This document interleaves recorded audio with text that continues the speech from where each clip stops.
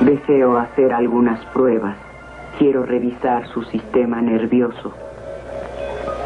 Yo ignoro cómo está nuestro sistema nervioso, pero espero que jamás tengamos necesidad de ir secuestrando a personas en las carreteras como ustedes lo han hecho.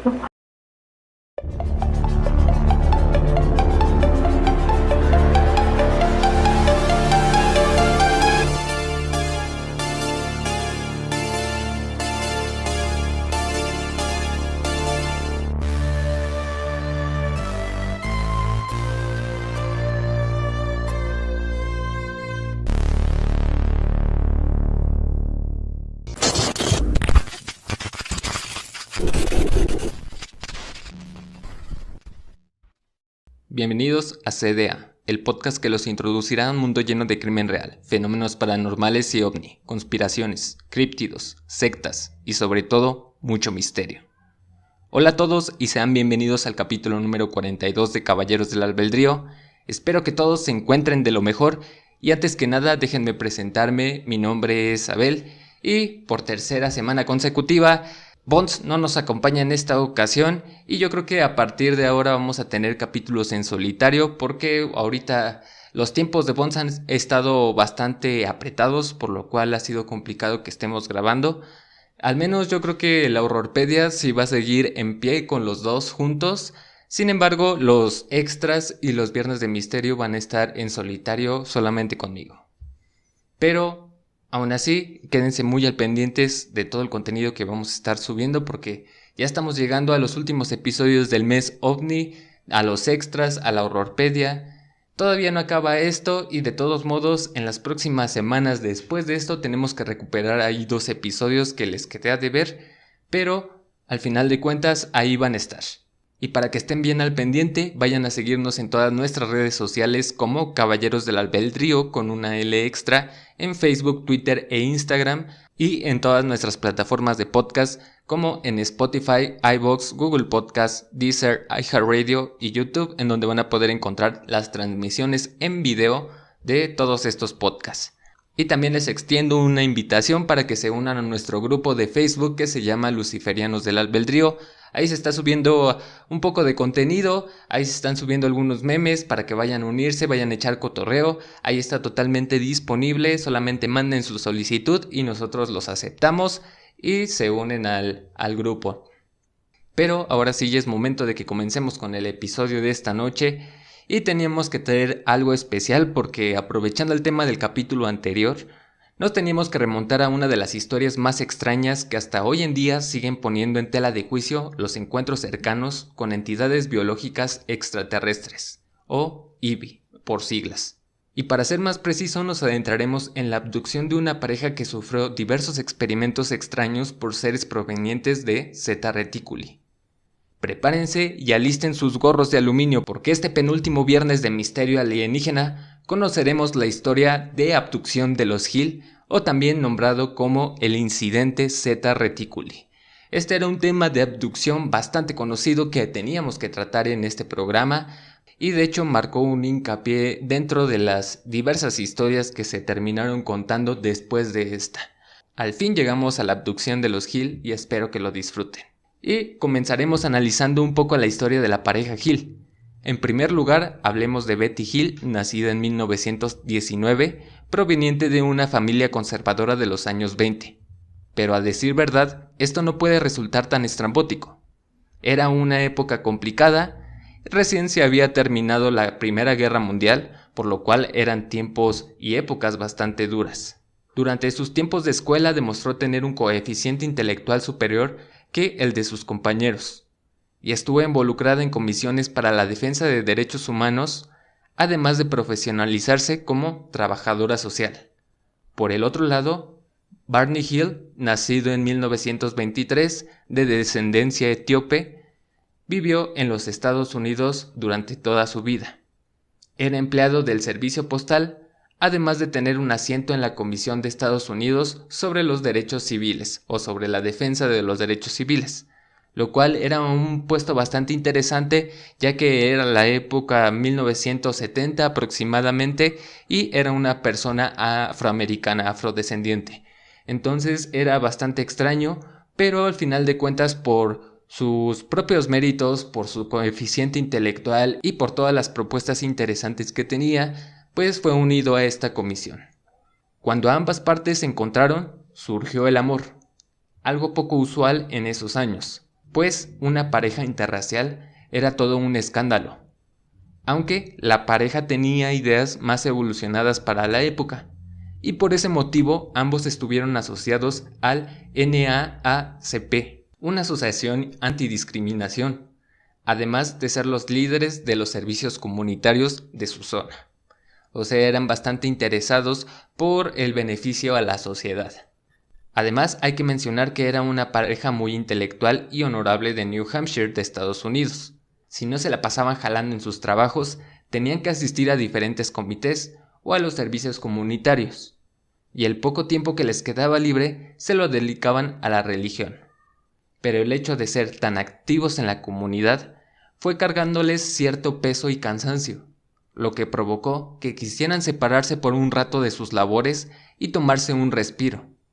La idea parecía tan buena que sin pensarlo prepararon las maletas y subieron a su carro.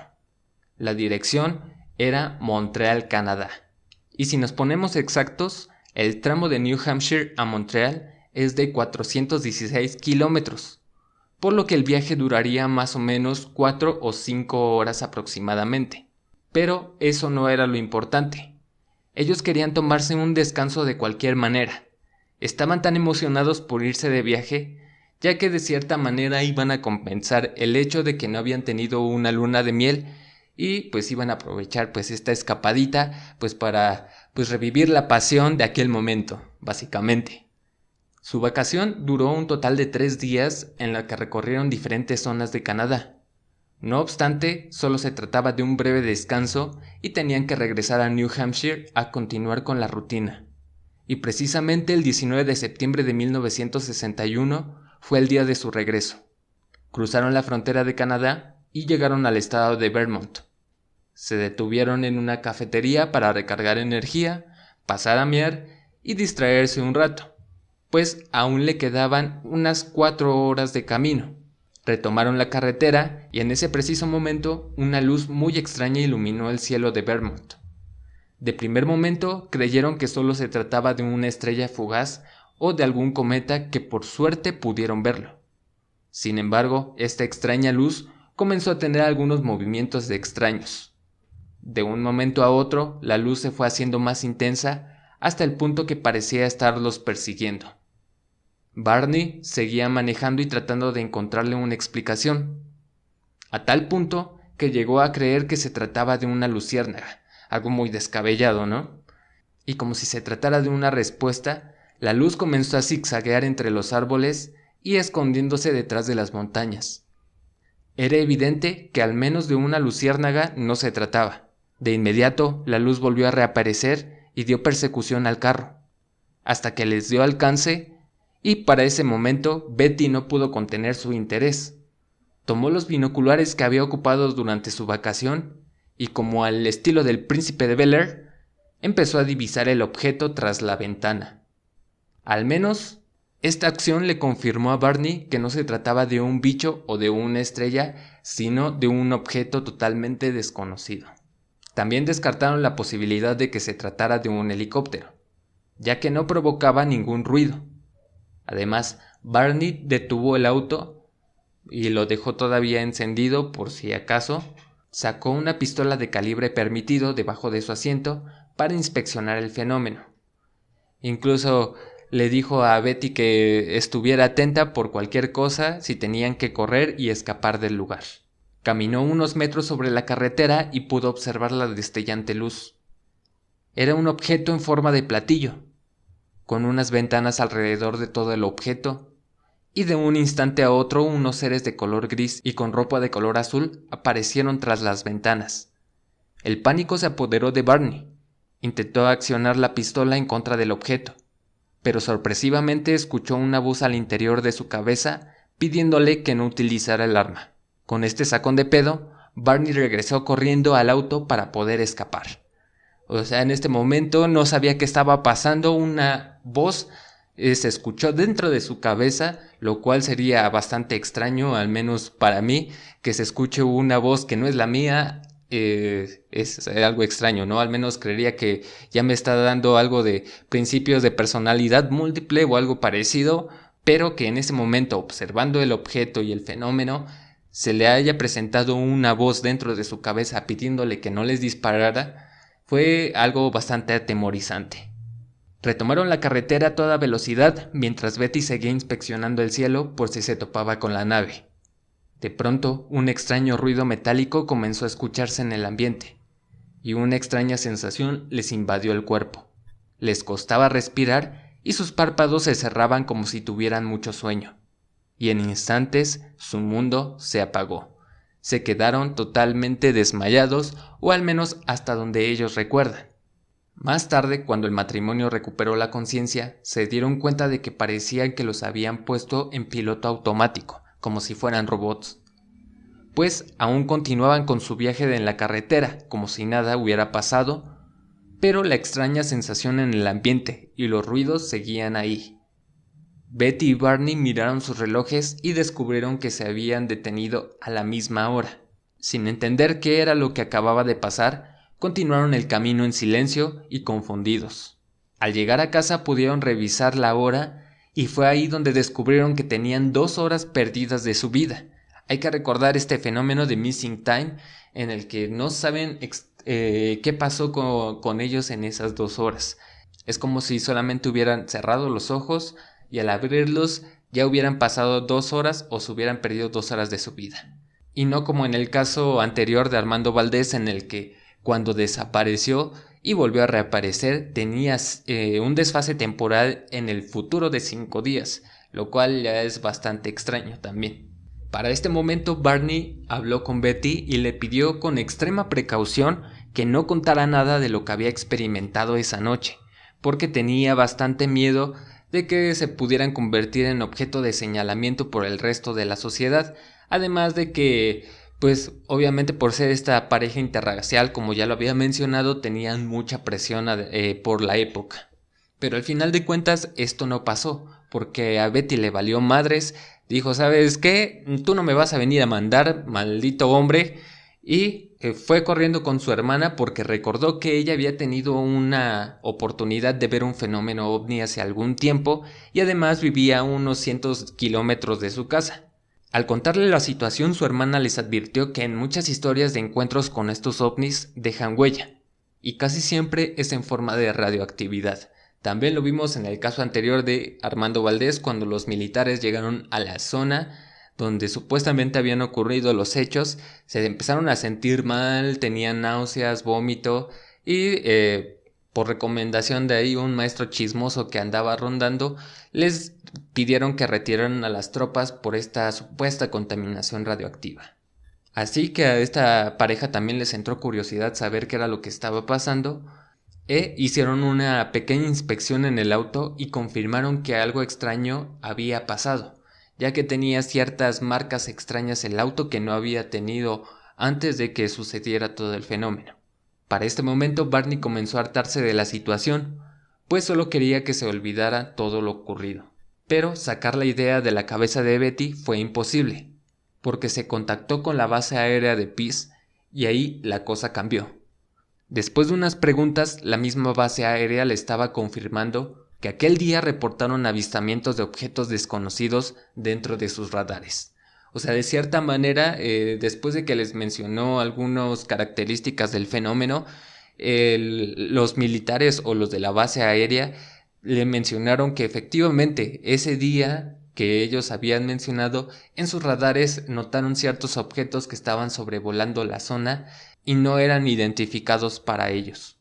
Después de esto fueron contactados por el comandante Paul W. Anderson, miembro del proyecto Blue Book, y a pesar de ser miembro de un proyecto de investigación tan importante, solo les tomó el testimonio y jamás los volvió a contactar. En respuesta, Betty quería acudir a los medios de prensa para difundir la historia, pero el collón de Barney se opuso a que lo hiciera. En primera, porque los iban a tratar de locos, y su imagen pública, la poca que tenían o la que estaban haciendo, se iba a ensuciar hablando de platillos voladores o como él lo mencionó. El tiempo siguió transcurriendo y me gustaría decir que en paz, pero no, ya que la ansiedad y el aumento de las pesadillas para el matrimonio Hill era evidente. Ambos tenían algunas extrañas visiones de lo que había pasado en esas 2 horas que habían perdido en la carretera. Cuentan que en algunas ocasiones veían las manos de unos seres grises haciendo algo en sus cuerpos.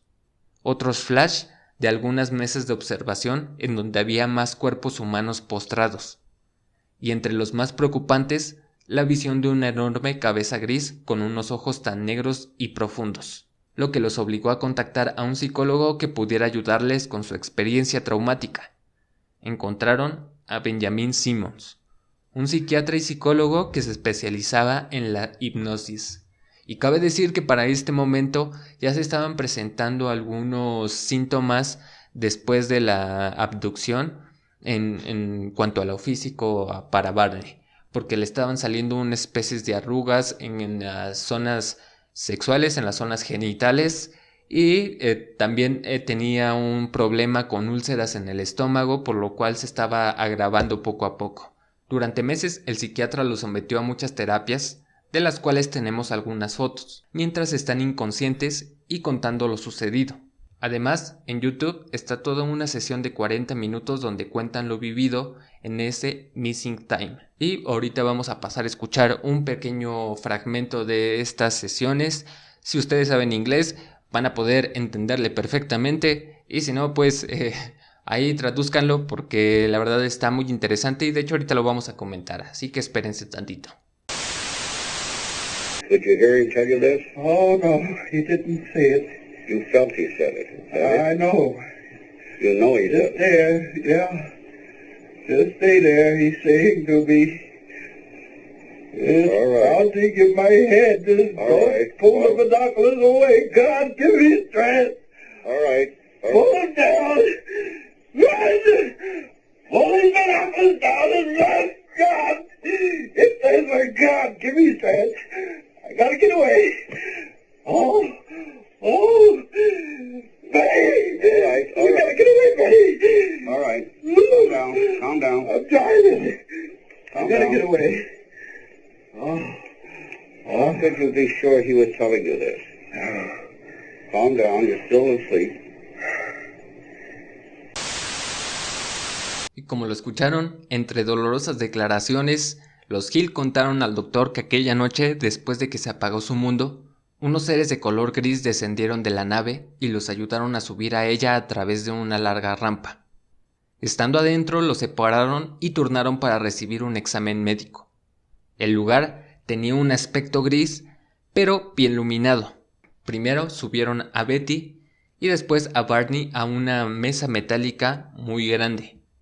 Los desnudaron y les comenzaron a desprender mechones de cabello, uñas y muestras de piel que fueron colocados en un objeto extraño que parecía cumplir la misma función de los cubreobjetos o portaobjetos para las muestras. Después, utilizaron unos extensos cables con unas agujas que examinaron todas las partes de su cuerpo. Para finalizar, una de las agujas se introdujo de 10 a 15 centímetros en el estómago de Betty. Todo esto mientras un ser que ambos nombraron como el líder los estaba mirando o observando todo el procedimiento. Básicamente era el supervisor, ¿no? Pero para este momento algo curioso pasó, ya que los extraños seres se dieron cuenta de que los dientes de Barney se podían quitar con mucha facilidad. En ese momento Betty se lanzó a reír y les contó que se trataba de una dentadura postiza, ya que eso era normal para los humanos porque era un defecto del paso del tiempo. Después, Betty se acercó al líder y le preguntó que dónde estaban en ese momento, ya que no conocía muy bien el universo. El ser de la manera más agradable le respondió, cito, «Si no sabes dónde estás, no tendría sentido decirte dónde estoy». Sin embargo, bajo los efectos de la hipnosis, Betty dibujó un mapa estelar que se le había mostrado en la nave. Hasta que en 1966, una maestra de Ohio, nombrada como Marjorie Fish, era aficionada a la astronomía, a tal punto que se vio enteramente involucrada con el caso de los Hill. y para el 4 de agosto de 1969 se reunió con Betty nada más, porque para inicios de 1969 Barney había muerto a causa de complicaciones cerebrales o de úlceras. Algunas fuentes mencionan esto. Y bueno, al final de cuentas, esto es lo que contó la maestra. Cito: Barney Hill discutió conmigo el mapa estelar. Betty me explicó que lo había dibujado en 1964 bajo una sugerencia post-hipnótica. Solo debía de dibujarse si había recordarlo con precisión, y no debía prestar atención a lo que estaba dibujando. Hizo 2 borrados en el dibujo, lo que demuestra que detalló con exactitud su visión. Pero después de haber revisado el mapa original y haberle creado una interpretación, pudo llegar a la conclusión de que posiblemente el dibujo hacía referencia a la constelación Zeta Reticuli, un sistema binario estelar ubicado a 39.5 años luz de la Tierra. Pero también hay que tomar en cuenta que tenemos aquí una conexión bastante interesante con el caso de Bob Lazar, en el que pudo estudiar unas naves para realizar ingeniería inversa. De hecho, ahí tenemos el caso también en el canal de YouTube, por si lo quieren ir a buscar, se llama Bob Lazar y el elemento 115, en donde pues sí nos cuenta toda esta historia, que fue contratado por el gobierno para analizar estas supuestas naves y crear tecnología a base de ellas. Y de hecho ahí en unas declaraciones que hizo en el podcast de Joe Rogan, nos menciona que cuando estaba analizando un objeto, se topó con unos documentos que indicaba de qué sistema provenían las naves y nada más ni nada menos que se trataba de Zeta Reticuli, además de especificar que provenían de ZR3, o mejor dicho, el tercer planeta del sistema solar Zeta Reticuli, como nosotros, ¿no? Somos el tercer planeta del sistema solar. Pero es bastante curioso que aquí tengamos una conexión de que ya hay naves aquí en la Tierra que se están analizando y que son provenientes de Zeta Reticuli. Bueno, con esta declaración básicamente nos mencionan que efectivamente era imposible que esta Betty solamente dibujara patrones de una constelación así porque sí o por coincidencia, sino que mientras los estaba dibujando ella borró en diferentes ocasiones para detallar más el mapa. Lo cual es bastante curioso porque hasta los detalles los hizo precisos para que encajaran con la constelación Zeta Reticuli, o lo más parecido. De hecho, hoy vamos a tener las imágenes el día lunes de complementos para que vayan a observar pues todos estos detalles que sí están bastante interesantes. De hecho, en las hipnosis también a Barney le hicieron dibujar unas naves. A tal punto llegó el caso que el mismísimo Allen Hynek, el presidente del departamento de la Universidad de Northwest, decidió investigar toda la experiencia de los Hill, y fue publicada en un libro titulado como The UFO Experience, al igual que John G. Fuller, que escribió The Interrupt Journey, donde se relata toda la experiencia del matrimonio. Incluso Hynek dijo lo siguiente, cito: bajo repetidas hipnosis, revelaron de forma independiente lo que supuestamente había sucedido. Las 2 historias coincidieron en considerable detalle, aunque ni Betty ni Barney supieron lo que el otro había dicho bajo hipnosis hasta mucho más tarde. Bajo hipnosis declararon que habían sido llevados a bordo de la nave ocupada por unos habitantes que los trataron como los humanos tratan a los animales de experimentación. Después fueron liberados, no sin antes sugerirles que no recordaran nada sobre aquella noche. Y aquí es bien interesante que Hynek nos esté mencionando que es bastante interesante todas las observaciones de la hipnosis porque es bastante difícil contradecirlas y están muy bien planteadas. De hecho, no parece que esté truqueado el asunto, pero es bastante impresionante todo lo que relatan estas personas. Betty Hill murió a los 85 años de edad en Portsmouth, New Hampshire, a causa del cáncer, y de hecho no tiene mucho de qué pasó. Sin embargo, es importante destacar que después del encuentro de los Hill, los encuentros con extraterrestres y las descripciones de estos cambiaron rotundamente, tornándose un poco más agresivas y obviamente con un tono más terrorífico. De hecho, el profesor Christopher Bader de la Universidad de Chapman de California dijo que a partir de la abducción de los Hill, el resto de las historias comenzaron a agregar detalles de experimentación, incluso el aspecto de los nombrados grises, Pero este es una más de las opiniones de algunos de los expertos que han intentado explicar el fenómeno de los Hill. Incluso muchos de estos expertos indican que todo el fenómeno fue provocado por una psicosis a causa del estrés de ser una pareja interracial en los años 60. Y de hecho, con la siguiente cita me gustaría despedir este corto y tan pequeño episodio, porque con esta gloriosa y tan racista frase intentaron explicar todo el fenómeno Hill, o al menos lo que encontré yo en una fuente. Cito: tienes una pareja birracial en un momento en el que obviamente no era fácil ser una pareja birracial. Simplemente vean lo que eran esos alienígenas. Eran una mezcla de blanco y negro. Eso me parece muy significativo. O sea, el pendejo trataba de explicar todo esto diciendo que el color de los grises o estas apariencias eran una protesta por ser una pareja birracial, y pues obviamente la mezcla del negro con el blanco era un color gris, ¿no? Pero la verdad es una pendejada que hayan dicho esto.